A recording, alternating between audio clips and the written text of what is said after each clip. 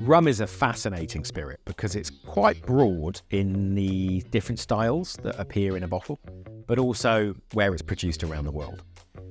Rum is effectively taking either sugarcane juice or the byproduct of sugar production, so sort of sticky molasses treacle, fermenting that and then distilling it.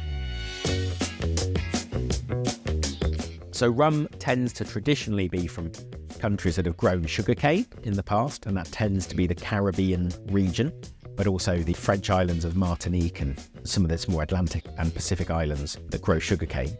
Some countries will use what's called a column still. Column still is very tall and a more modern piece of technology than the copper pot still. Copper pot still, big, dumpy styles of still that look like giant copper kettles.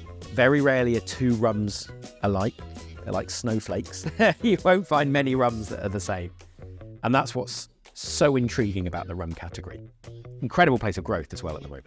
More than any other spirits category, rum is the area where you've got to read the label on the bottle most carefully. There's a huge amount of difference between a rum made in a pot still in Jamaica that's going to be big and oily and unctuous and full of texture than a column distilled rum made in Puerto Rico that's designed for mixing. What do we mean by heavy and light? Well, really, it depends on the final spirit product. So a column still will distill the spirit up to a higher ABV, and therefore you get a more lighter spirituous style of rum, whereas copper pot stills are more batch-led and produce a lower alcohol content but retain a lot of oils and richness.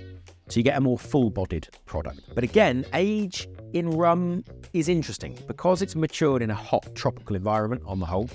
You're getting quite intense maturation, a huge loss. The angel's share, as we call it, from the casks can be really aggressive in hot environments in rum production.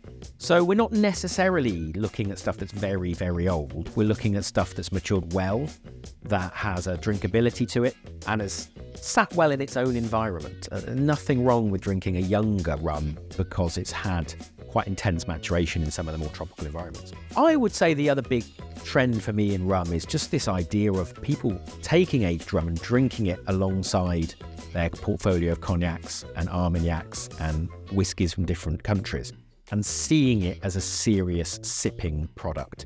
It's gone from being this kind of white spirit in mojitos and in daiquiris to being actually, when you get a good quality aged rum, you can really, really sit and enjoy it. For me, if I'm drinking a sort of sipping rum, if you like, I like something that's a little bit more full-bodied. So I'm looking for something that's maybe produced on a pot still, and I'm looking for something that's maybe produced in Barbados or Jamaica or some of the Caribbean islands. Yeah, it's a very complex area with a lot of different styles being produced.